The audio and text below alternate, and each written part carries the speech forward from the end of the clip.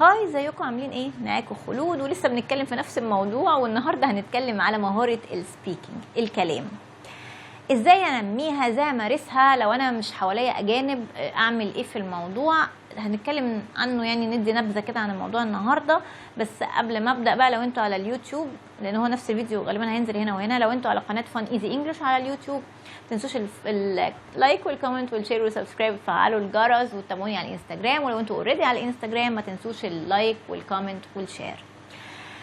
ولو عندكم اسئله ليها علاقه باللانجوج ابعتوها لي على الدايركت مسج. واللي سالني، انا بدي دروس برايفت، بدي برايفت كورسز اونلاين وفيس تو فيس، يعني حسب الظروف، ولكن مش بقبل اي حد.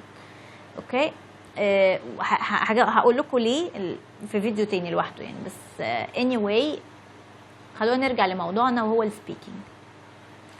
الفيديو اللي فات اتكلمنا على مهاره الليسننج، وقلت لكم ان الليسننج هو الحاجه الوحيده اللي هترفع لك السبيكينج، من غيرها مش هتعرف تتكلم. من الاخر، عشان ما حدش يجي يستسهل يطنش الليسننج ويبقى عايز يتكلم، مش هتتكلم. على بلاطه كده بقولها لك بصراحه، هتبقى بتضيع وقت ومجهود وفلوس على الارض. اوكي، طيب السبيكينج، كتير من الطلبه بيجوا يقولوا لي احنا هنمارس ازاي السبيكينج. طب خلاص، احنا بنسمع وفعلا اتحسنا في الليسننج وعندنا سبيكينج، بس نمارسه ازاي؟ بصوا يا جماعه، في كذا تمرين بنعمله للسبيكينج. اولا السبيكينج عشان تحسنه زي ما قلنا طبعا الليسننج ده اساسي.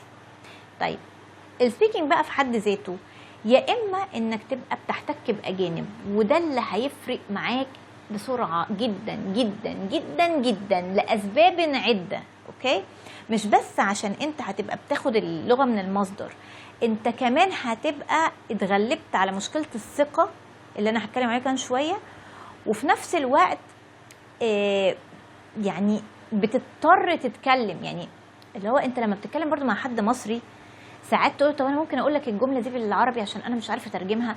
لو بتتكلم مع حد اجنبي مش هتقول له كده، لو هو ما بيعرفش عربي، فانت هتضطر غصب عنك تعصر كده مخك عشان تطلع الجمله. فالاضطرار ساعات يعني بيخليك ان انت تتحسن اسرع.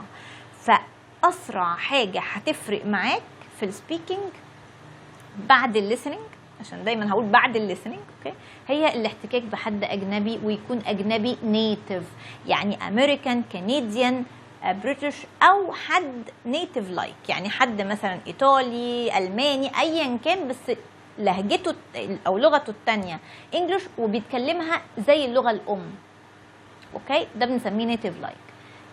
ماشي، لو انا بقى ما عنديش الامكانيه دي، ما احنا ايامينا كان الموضوع اصعب، ولو ان يعني انا عايزه اقول لكم ده اللي فارق معايا جدا. يعني انا حرفيا يوميا بتكلم مع اصحابي الاجانب، وده اللي رفع لي اللغه بسرعه وجدا. اوكي، ولكن لو انت ما عندكش هذه الامكانيه ومش عندك حد تقدر تكلمه بالانجلش، في ابلكيشنز بتبقى موجوده على الموبايل، بتنزل ان انت بتعمل كول لحد مش مصري او مش عربي، وبتتكلم معاه وبتمارسوا مع بعض اللغه. مشكله الابلكيشنز دي، قبل بس ما اكمل، ان انا لما دخلت عليها عشان اشوفها ريكومندد للطلبه ولا لا، لقيت ان اغلب اللي عليها ناس اصلا بيتعلموا، هم اساسا بيتعلموا، فاللغه بتاعتهم اصلا مش كويسه، فبتقعدوا انتوا الاثنين مش عارفين، وبتقعدوا انتوا الاثنين تدوا بعض كلمات غلط ومعلومات غلط وستايل غلط وكل حاجه ونطق غلط.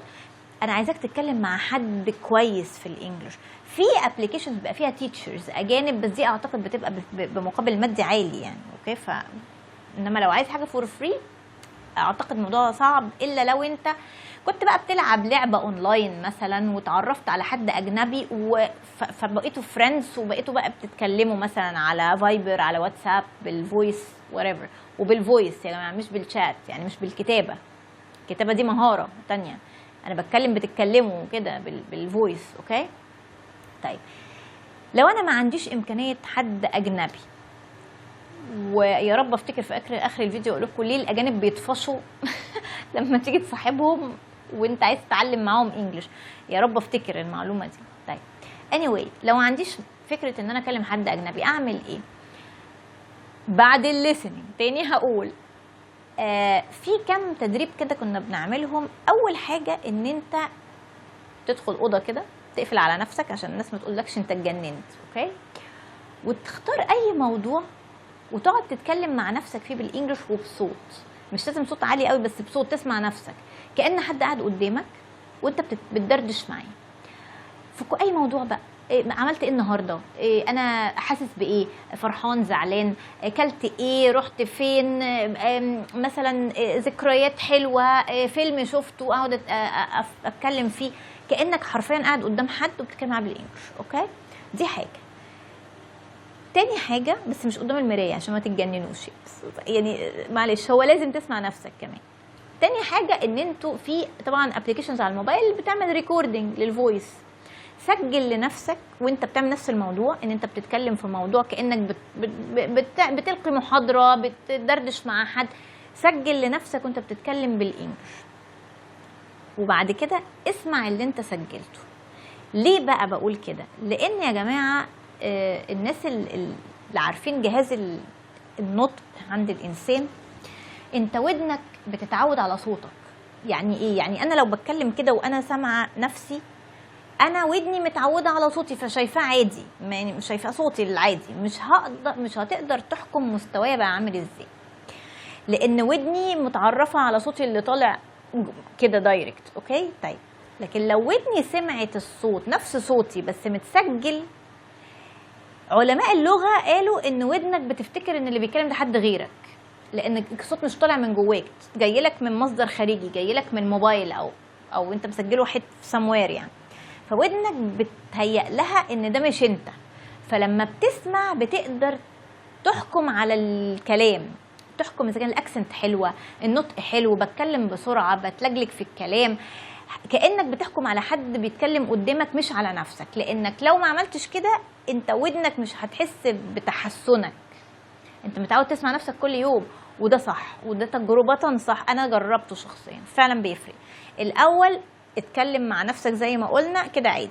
المرحلة التانية ابدأ سجل لنفسك واسمع وشوف انت حاسس لهجتك ايه. اوكي، دول اكتر تدريبين هيفرقوا معاكوا في السبيكينج. كل يوم حاول تعمل الموضوع ده يوميا. انا وصلت لمرحلة ان انا بقيت بحلم بالانجلش اوكي، من كتر ما انا عايشة في الحوار ده. انا الاحلام بتاعتي اغلبها اللغه بتاعتها بتبقى باللغه الانجليزيه. اوكي، ما حدش يقول لي ده فعل حلو ولا وحش، انا عارفه عشان انا من كتر احتكاكي بالموضوع. فايوه يو هاف تو، وبرده ملهاش حل، لازم، لان لو وقفت عند الليسننج السبيكينج هيتحسن بس جواك. يعني ايه؟ يعني هيتحسن جوه مخك، ماشي، انت هيبقى في سبيكينج جوه، ولكن انا لازم ادرب جهاز النطق على نطق الكلام. ما يبقاش ماشي، ما انت جوه مخك الاستراكشر والكلمات والجمل وكل حاجه، بس لازم ادرب لساني وجهاز مخارج الالفاظ. دي تتدرب ان انا اتدرب على المحادثه، اتدرب على السبيكينج. لو اكتفيت بالليسننج المعلومه هتبقى زي، عارفين المعلومه النظري بس مش عملي. يعني لما مثلا حد في كليه عمليه يشرحوا لك النظريه نظريا، ماشي انت فهمتها، ولكن لما تيجي تطبقها بقى التطبيق ده حاجه تانية. فهي كده بالظبط. الليسننج ده المرحله النظريه، السبيكينج هي المرحله العمليه، ولازم الاثنين يبقوا ميكس مع بعض. هتبدا بالنظري اللي هو الليسننج، وبعد كده تبدا تدخل على السبيكينج. طيب اخر حاجه هقولها، ليه يا جماعه الناس الاجانب لما بنيجي نحاول نصاحبهم بعد مره او مرتين تلاقيهم طفشوا منك ومش عايزين يكلموك تاني؟ وكذا حد على فكره من الطلبه قال لي الملحوظه دي ومن زمان. طيب خلوني اجاوب على السؤال ده في الفيديو الجاي، علشان الفيديو ما يبقاش طويل اوفر. انا عارفه الفيديوهات دي هتكون طويله شويه على الانستجرام مينلي يعني، بس I have to، مش هقدر اختصر في الاجابه عن كده. هجاوب لكم على الموضوع ده في الفيديو ان شاء الله الجاي، فاشوفكم ان شاء الله على خير في الفيديو الجاي. باي باي.